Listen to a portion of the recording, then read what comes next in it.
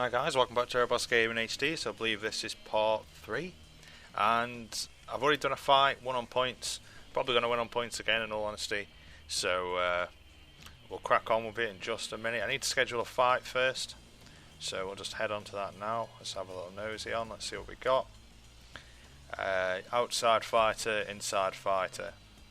I would normally go for the one that's 40, but can sit rank 40 obviously, due to being greatest of all time and the fact that I want to make this as easy as I can for myself. I think I'm going to go with the inside fighter here, Connor Little, purely because an inside fighter against a guy with my stats and abilities, you know, you're almost guaranteed to win. So I'm actually on the wrong one here. There we go. So I'll book that fight. And let's go where we're going to train at, somewhere with a maze bag. So we'll do the training now and then we'll get into it. So potentially could knock this guy out. I'm not entirely confident that I will. You don't tend to really get the knockouts in the first couple of fights anyway. At least, you know, you can get them. I have done it. I'm just saying that, you know, the way that I'm playing it is just all about the wins. I don't want to have any losses on this, unless obviously I come across somebody. But I'm not gonna restart the game. You're gonna see everything exactly how it happens. So if I do manage to get the title without losing, then that will be absolutely awesome. But you know, we'll see how it goes. Get this training out of the way first. All training camps improve athleticism in different combinations as you gain access to camps with more prestige. The total amount of XP awarded will... Oh, God, never mind. Doesn't give you a chance to read that, does it? Read them all before. I think what it basically says is that, like, the better the camp you go to, the more XP you get from doing the skill training and whatnot, which is understandable. So let's get this done. So you can get a couple of these. If, as you see, when we get moving back and forth, you can do like about 3 or 4 weaves. Oh, we don't want to get it by that bag. There we go. 1, 2, 3, 4. Oh, goddamn. Never mind, that was a bit sucky. Sometimes it doesn't get you when you're coming back like that, but sometimes it does, so... I can normally champion this every time, but unfortunately this time I might not. 1, 2, 3, 4, 5, 6. Boom. 1, 2, 3, 4, 5, 6, 7, 8, 9. Boom. And you just got to keep this up really without letting that thing hit you. It's not too hard. I haven't got too long left now. Need to get a move on if I want to get champion. Come on. 1, 2, 3, 4, 5, 6, 7, 8. Bosh. See, the thing is, when you punch, you can sometimes have it hit you on the back of the head or the front of the head when you're actually punching, so you have to be careful. Like that, you see. If I'd have landed that punch then, I think I'd have got... Oh, I did. There we go, I got champion anyway. Fortunately. Didn't think I was going to get it then. I thought it was 16,000, but it was 15. Fortunately for me, so that means I get the most XP from that skill training. I don't do another skill one again, I just go athleticism and I always bump up my conditioning or endurance depending on which is lower. And then it puts me on 20% and then I rest twice and then enter the fight. Later on, when you get like the promo events and the sparring sessions, it just means that you know, you can skill train, athleticism train and then rest and then do your event, or do your training, do the event, and then you've still got a week to rest. As long as you don't drop your stamina below 20%, you should be fine. So as you can see, just putting it on my straight there really. That's all I'm really fussed about. Put my block up to the first star as well, because that's really useful. And you know, the block is going to come in really effective later on when I start fighting people of actual note. And what you'll find me doing is, for the first couple of rounds, I'll just be counter-punching, just pure counter-punching, just doing nothing but counter-punch. And that's what I'm going to be aiming towards, like I normally do on these sort of legacy modes. And it's really quite fun to do this. You know, I've already played this on Greatest of All Time. I was a bit stupid on some of the fights and obviously lost them on my other career. I think I've only lost like 2 fights, and one of them was right at the beginning when I ran out of stamina, and one of them was, you know, coming towards the end, where what I did was I overtrained and left myself with about 60 or 70% stamina at the start of the fight, and then I just couldn't just couldn't maintain the pace, and I ended up losing there. So that's what I mean. I don't want to make those sort of stupid mistakes in this run through, and I'm just going to see, if I can get to champion, get all 3, unify the belts without getting defeated, or see how long it takes for me to get defeated. Maybe that's what this series should be, a series until I get defeated. Who knows? I mean, maybe I'll get the greatest of all time rank as well. That'd be good. I think I'm ranked Superstar on my other account. Superstar, I'm fairly sure it's Superstar, either that or Hall of Famer. I think I'm edging towards Superstar though. I don't think I don't think I did enough fights, the other one, to get Hall of Famer. But I've got the popularity and I've got the win percent, so this guy, as I said, he's an inside fighter. I probably shouldn't be going towards him in all honesty, but I just want to draw out his punches and maybe try and get a knockout if I can. It's only 6 rounds, so I haven't got to worry too much about my stamina. If this was a 12-round fight or a 10-round fight, then I'd be walking away and letting this guy just wail on me and just catch him with counters all day. Might not be a bad idea doing it now in all honesty, but just jab straight in, just getting that face, just pummeling the face. As with the last fight, treating it like it's one of the amateur fights, just make sure you land more punches, just make sure you win on points at bare minimum. Maybe start going for it a little bit in the last 2 rounds, if you're already up on all the rounds, of course. But this guy, he's barely even keeping his hands up half the time. If I had some improved punching, I'd be able to do some serious damage to this guy. Oh, come on. It's a couple of good punches and this guy could be out for the count.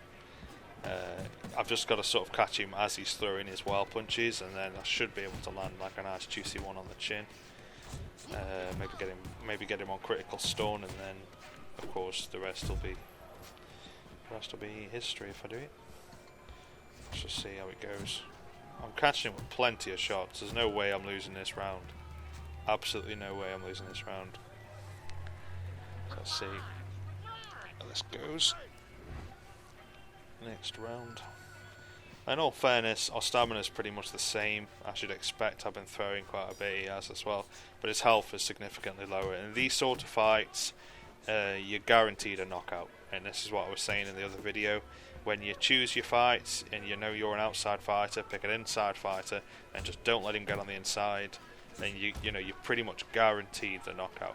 However, I don't think I'm going to knock this guy out purely because there's not enough rounds. If I had maybe 8 rounds, I'd probably knock this guy out, but I think it's going to take the 6 rounds just to get him weak enough with my sort of low power in my punches due to it being the start of the season. Start of the campaign, obviously, I mean. So, yeah, I like I say, doubtful that I'll have enough power to end this guy or stop him, but we'll see. Try my best. I don't want to just go too wild because on Greatest of All Time they literally just tie up if you just run it. So let's see. That was a pretty sweet step back there. Quite timed that quite well. Ooh, if only all fights were like this. Online, of course. To be fair, most of the fights on here on Greatest of All Time, obviously not including these ones, will be more difficult than an online fight, I think. If you're playing against, somebody like, say, Muhammad Ali, or maybe somebody like George Foreman, perhaps. They're good fighters on this, and when it's on Greatest of All Time, they're so hard to knock out, and it's all down to playing well, playing smart. And it's a lot easier to knock someone out who picks Ali online than it is to beat the computer on Greatest of All Time if they pick Ali. Of course, if somebody picked this character, this little guy, and I was this guy, in an online fight, it'd be a whole different thing. I wouldn't be able to just keep pummeling him with jab straights like I can here, because they'd wise up, I'm sure, and, come target my body. But I don't like them stamina recovery rates. I'm not sure how he's recovering so much stamina when every time he lunges in I'm slapping a jab and a straight on his face, but who knows. The games works in mysterious ways sometimes.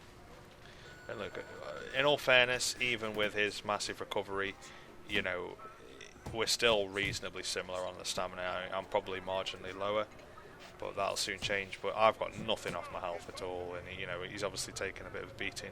We're only on round 3, so that's 2 rounds worth. If this was a 10-round fight, then this guy's health bar is going to be like, you know, whisker thin, you know, by the end of 10 rounds if it carried on at this pace.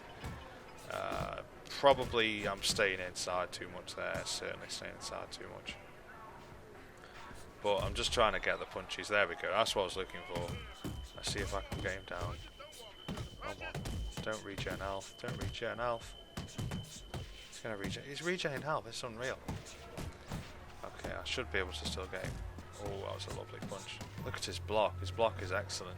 But this is what they do on Greatest of all time, you see, they just tie up, they just keep their arms up, they don't want to move.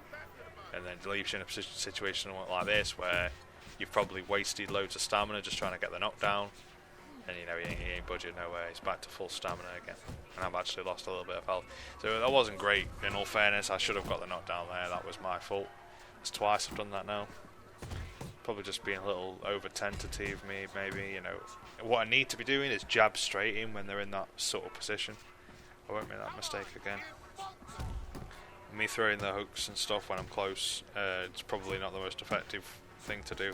It's because I'm so used to playing medium-sized fighters and smaller fighters, which was a reason why I chose this character. If you remember on the first episode, I said that, you know, I think I said that I'm picking a larger fighter with a long reach, purely because I don't normally play those sort of characters.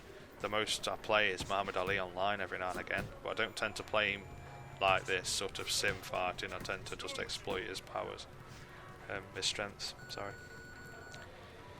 Oof, come on then.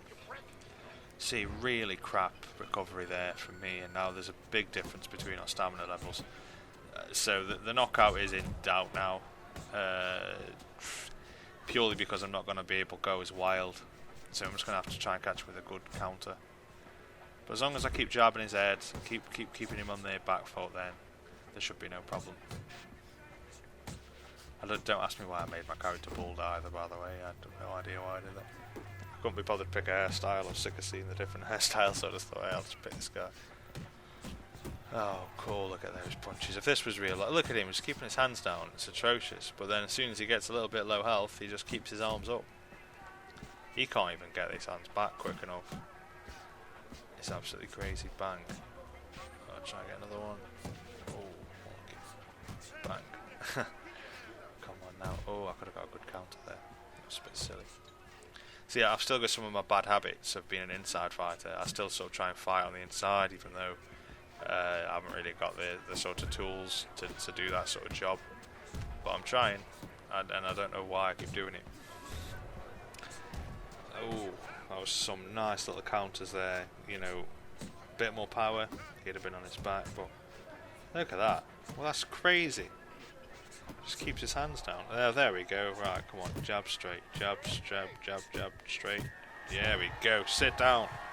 Finally. Don't know how long we got left. He's going to get up. We get up loads of times and we're full time. That's what I mean. I need to knock him down another 3 times now in the next 2 rounds. I mean, it's doable. It's definitely doable. I need a good recovery now, though, in all honesty. And I don't think I'm going to get that by standing here trading with him either. But I can't help myself. He leaves himself so open. He just makes me want to punch the face there. Look at that. Boom. And then he has his guard up like that. Unbelievable. Come on, 2 seconds. There we go. That's this. Obviously a round win. This fight is in the bag. 100% in the bag. This guy, unless he knocks me out in 2 rounds, which I doubt, because he'll get up 4 times, I'll get up 4 times. So, you know, I need to knock him down another 3 times. Oh, could have done it then. Could have got him down there. Like I say, I'm going to try, guys. I will try and knock him down, but I don't know. I don't know if I will. And I'm not going to risk it. If my stamina looks a little bit iffy, I'm not going to risk it. I'm just going to get out of there. I don't want to be put down. I don't even want to be knocked down on this character, in all honesty. Never mind being knocked out. But that's the only way I'm going to lose, is by knockout, if I ever do lose. Come on. Oh. Just need to catch him with a good 1-2 combo with that jab straight and get him weak, and then maybe I can capitalise. But you know, maybe the smart thing to do here would actually be to walk away for the rest of this round, maybe even let him have this round, and just make sure I get a good recovery for next time, and then use all my stamina on him and just burn him down. But I don't know if that would be beneficial or not. I don't even want to lose a round, really. I want to just keep it as good as possible. I mean, I've certainly got the better of him. I do obviously need to make sure I maintain my stamina much better when it gets to the 10-round fights. I can't be on this sort of stamina level on a 10-round fight. It just wouldn't be very, very good, to be honest. I mean, it's not that much difference, and if you look at his health compared to mine, it's drastically smaller. So he is worse off than me, don't get me wrong. But I just don't want to be left with no stamina coming like round 7, 8, 9, because that's not going to be good. Anybody can lose if they're on that sort of stamina, if they're on really low stamina. See, I could finish this guy if he just stopped blocking so much when he come forward. I mean, they're really good. You see how they just drop the hands and lift the hands up. It's like that's how you're supposed to block. You know, just drop it, lift it, and just keeps it as powerful as possible. I could have potentially got him down there as well, but I didn't. Like an idiot. Right, come on now, last round. See if I can produce anything. Don't know if I will. I mean, the stamina recovery rate, that's the best I've had all fight, is 7%. Don't ask me why I walked out to throw in a straight punch. No idea. Oh, that was close. That was close. Come on now. Right, come on. Oh, almost. Like, to be honest with you, it's one of those things. I mean, I don't know. It's weird. It's like the more you try and attack, the more they get defensive. So it's almost like one of them weird little things you used to get in like a fortune cookie or whatever, where you put it on your finger and the more you pull it, the harder it stays on. But if you push it, then it comes loose. It's weird. So in this sort of sense, if I back away and I aren't putting pressure on, then he tends to come out with his arms down and doesn't defend. Whereas if I do what's natural and just try and blaze him out and just try and knock crap out of him, then he gets a tight defense and he just makes it impossible to do what you're trying to achieve. So as counterintuitive as it seems, it's actually beneficial to walk away from these sort of fighters and hope that they walk in throughout the fight. But obviously this is coming towards the end now. I don't think I've got enough time to mess about now. I'm just going to see what I can do. I'm not going to worry about the knockout anymore. My stamina's too low anyway. A couple of punches and I'm gassed out. So just walk away now and just get the win, I suppose. Ooh, could have caught him there. Even if I knock him down though, he'll still get up. Unfortunately. 3 jabs there. Yeah, I don't think I'm losing any rounds. I don't think I've lost this round. I've won all the rest, that's for certain. Ooh, that could have been dangerous. That was just a power straight there, straight to his face. And I haven't got the power anyway. I haven't got the stamina to put the power in the punches, even if I did. Look at me stumbling away there. Put everything into that one, but I'll come out with the win, I'm sure. Better do after all that. There we go. Whew. That got me thinking then. Yeah. A bit better punch stats as well than the first proper fight. You know, 51% punches landed, and considering how much I was hitting him, you know, it was quite crazy. I'll try and improve on the stats fight on fight. But yeah, next fight, certainly going to be going for that knockout. No other way about it. I'm just going to have to get him knocked out, and that's that. But that should be it, guys. You can see the stats there. And yeah, thanks for watching. Catch you in the next episode. See you later.